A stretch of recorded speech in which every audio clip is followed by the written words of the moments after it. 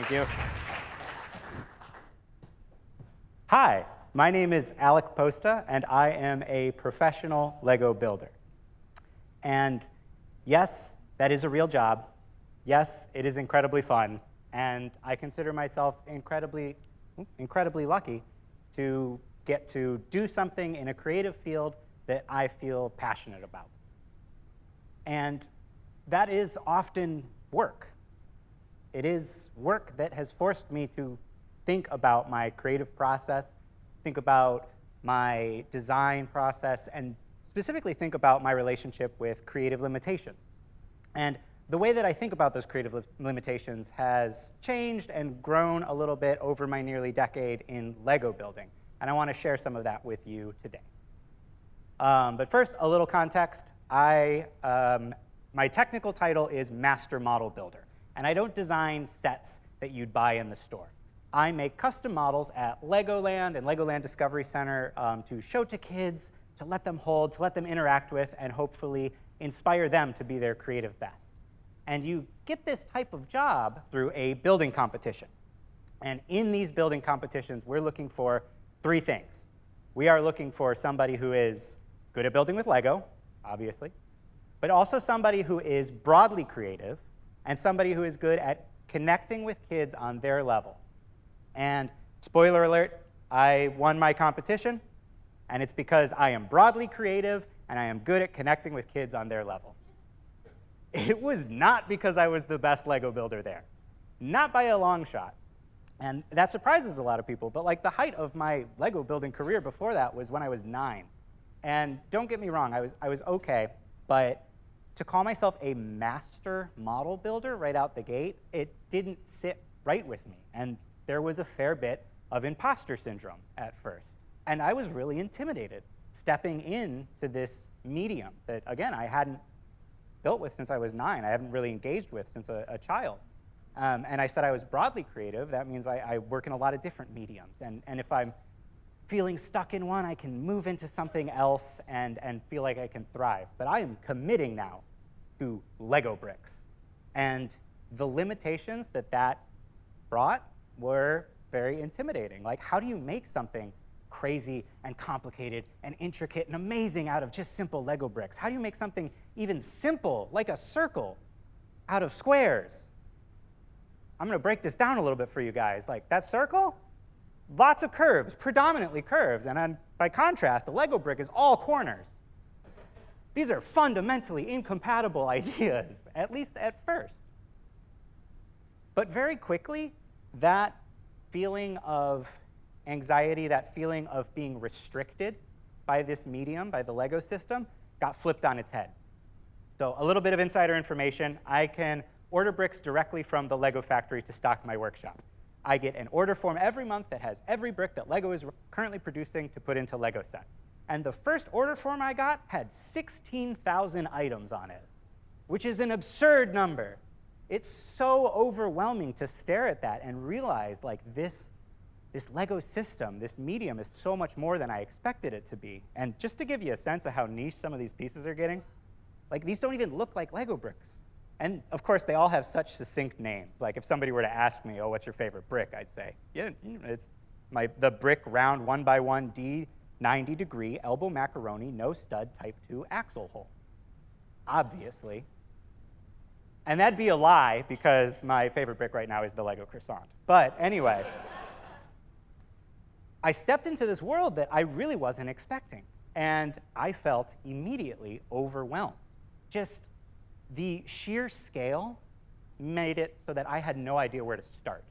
I didn't even know where to start developing my skills.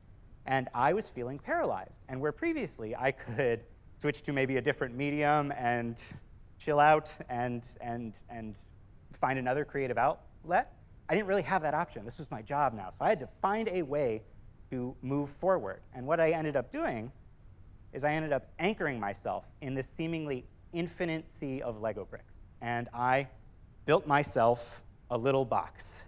I purposefully imposed creative limitations on myself, and I went back to those basic squares and rectangles, the classic pieces that you might remember from when you were kids.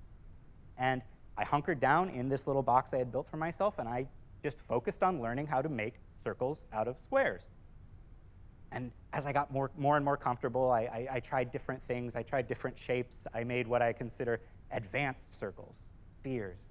And once I felt more comfortable in this little box I had built myself, I realized I could reach out past those limitations, past the walls, and grab a couple more of those pieces, a couple more of those techniques, and incorporate them into my designs. I started working with slopes. I brought in some pieces that let me build sideways. My builds got a little more intricate, and through this limiting of myself, I was really able to thrive and grow by tuning out all of that infinite sea of brick. Another way that I creatively limited myself was limited the number of pieces I was using. These are called microscaled models, and the trick is to try and make something recognizable with as few pieces as possible. And it really forces you to think about each individual brick in a very deep way and really focus in on what each brick can do. For example, you can make the Eiffel Tower with just one piece. Sometimes kids say, like, build me something right now, and I'll be like working on a project, and I'll just throw that down on the table and say, there you go, dude, the Eiffel Tower. It encourages you to think about pieces maybe in ways they weren't intended to be used. This is a super happy, super tiny snail, and its face is made using the negative space inherent in that brown Lego brick. My favorite way that I stumbled upon for creatively limiting myself was to physically limit the amount of space that I was building in. So these are big Lego bricks that I make. And they all, at their core, are just boxes, right? They all start the exact same. They are 12 by 12 studs, about 6 bricks tall, and the trick is to try and find something to make it unique, some element to bring in, some technique to bring in to make it an interesting model to hand to a child. So you can cut it in half and add hinges to reveal a surprise. I have one that opens up to be a monster. I love scaring dads with that one at work. You can combine that with other techniques like the microscale building and make a brick that opens up to be a storybook and has tons of microscale vignettes in it. And at this point, I have 25, 30 of these big bricks, each one a little bit more intricate, crazy, complicated than the last, each one encouraging me to reach past those creative limitations and pull in something new, something interesting. So over time, through this process of building myself a box, feeling comfortable, bringing in a new piece, expanding the scope, expanding the area where I feel comfortable, I really got to the point where maybe I wasn't a master model builder yet, but I was a pretty good model builder at this point. And I looked around and I realized I had, to put it in terms of a classic Lego series, I had built myself a little castle. And I really felt like I could exist in this castle and I could be creative in it. This was my creative fortress. And in this creative fortress I built myself, I was feeling good. I was really feeling like I could build anything that I could think of. And that led to a fun, new, exciting problem. I had no idea what to build. Absolutely not an idea in my head. And I realized, this was years in, this was a months-long problem, but I realized that this problem had a very familiar shape. And that's because when we talk about creativity and imagination, we tend to use very vast terms. We think of it as being big and grand, right? We have phrases like the sky's the limit. You can do anything you can dream of. These are amazing, inspirational sentiments, but at the same time, they can be fundamentally overwhelming. And I, again, was feeling overwhelmed and paralyzed, like I was in this sea of imagination this time. And I think this is, just in my observations, I think this is something that other people experience as well. I talk to a lot of kids in my job, but I also talk to their parents and adults. And something that I hear from those adults when confronted with that idea of like, hey, do you want to build? You can build whatever you want. I'll hear them say things like, I'm just not very creative. I don't have an imagination like that. My brain just doesn't work like that.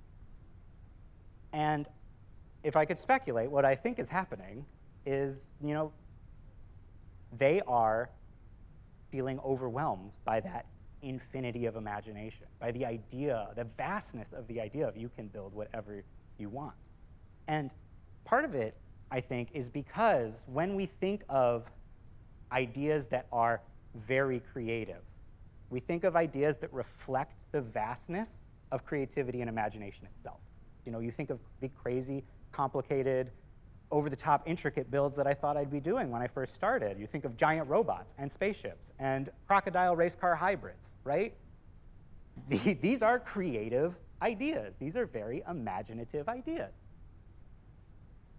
And because, myself included, a lot of adults can't just reach out into the infinity of imagination and pluck out one of these out there wacky ideas, they just assume that they're not very creative, and they go the route of not engaging with their imagination or their creativity. And that stops them from building, stops you from trying.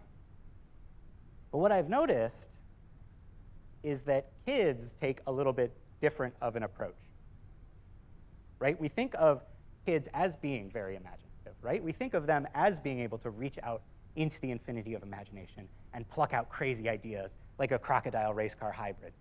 But in my experience of building with thousands of children, if you tell them you can build anything you want out of these Lego bricks, a majority of the time, they're going to build a car or a house.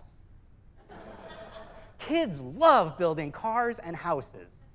And there's nothing wrong with that, and they make awesome cars and houses. I've seen some incredible work from kids. But they're not crazy out there ideas.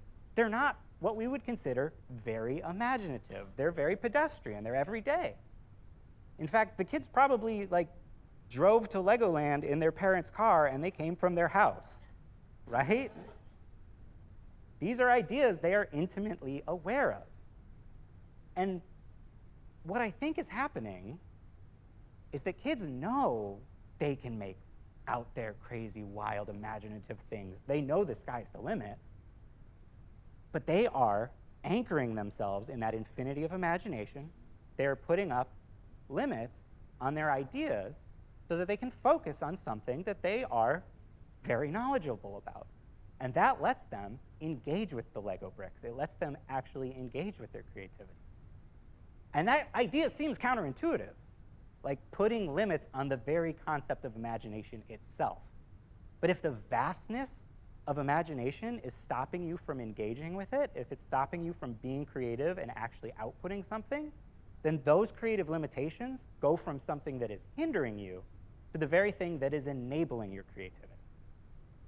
So I took a cue from the kids, and I started building everyday, ordinary objects. Toasters, office supplies, toothpaste tubes. Literally just going into a room, pointing at something and saying, I'm going to build that. And I noticed two things immediately. I noticed that, one, my builder's block was gone. I had an infinity of ideas. But two, people loved these models. These resonated with people in such a big way.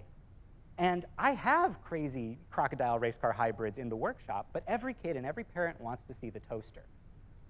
And I think it's because it is such a simple idea. It grounds the concept of imagination, and it really makes it clear that when you say you can build anything you can imagine, it means anything. It demystifies creativity. It demystifies imagination. So I want to obviously share some of my favorite ones with you. So obviously the toaster. You put the bread in, you turn the dial, it burns your toast. It's a horrible toaster. It doesn't work. Sticking with the kitchen, I do have a Lego refrigerator.